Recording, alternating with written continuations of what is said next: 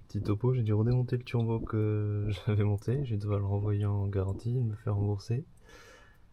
Parce qu'en fait il pissait le liquide de refroidissement. Alors ça c'est le nouveau, c'est un refait de chez Garrett.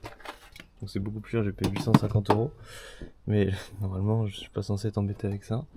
Et alors c'est pas cette vis ici, ça c'est la vis de la galerie pour l'huile. Mais en fait c'est celle qui est de l'autre côté que j'avais qui pisse le liquide de refroidissement, quelques gouttes. Mais bon ça fait chier pour un turbo qui est censé être refait à neuf. Donc j'en ai racheté un Garrett. Et ça se fait plutôt facilement. En gros ce que j'ai fait c'est, moi j'ai l'avantage c'est que le turbo il était monté à 3000 km, donc et j'avais mis de la graisse cuivrée sur les pas de vis là, sur les goujons. Mais il y a les 4 goujons, qui sont là enlevés, les 3 à l'arrière.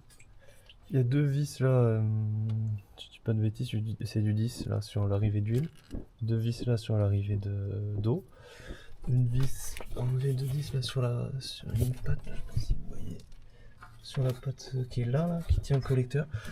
Et le collecteur, le kata. Et en fait après il y a 2 vis, une à l'arrière et une devant là, c'est du 14, si je dis pas de bêtises, à dévisser pour le débloquer complètement. Voilà, je peux le soulever, enfin il est tombé, je peux le soulever. Et sinon c'est impossible à enlever parce que du coup là j'ai remonté les goujons sur le neuf. Mais en fait le turbo il va venir comme ça et comme ça. Donc autrement vous pouvez pas. Et là j'ai mis, en prenant mon temps, j'ai mis 1h30 à tout démonter. Et puis je pense que pour remonter ça sera peut-être un peu plus rapide. Un truc à faire attention, là moi je l'ai chargé en huile avec une seringue ici.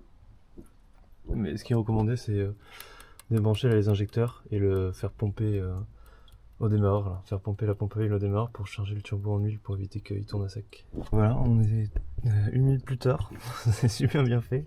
Alors j'ai rien vissé mais je suis tout seul en plus, donc l'idéal c'est d'être à 2.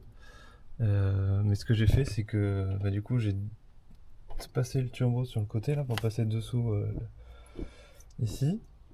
Et après je l'ai posé, j'ai fait attention que du coup les passages d'eau et d'huile là ils soient sur le Schra là, pas en train de tirer dessus. Et je l'ai posé sur le haut ici pour moi qu'il soit aligné. Et de l'autre main par en dessous ici, j'ai remonté le kata, j'ai aligné, et une fois que c'était aligné, j'ai tiré un peu dessus et je l'ai poussé, il est descendu et voilà. Donc là il va falloir tout fixer, mais je suis plutôt content là. Je pensais que j'allais galérer et pas du tout.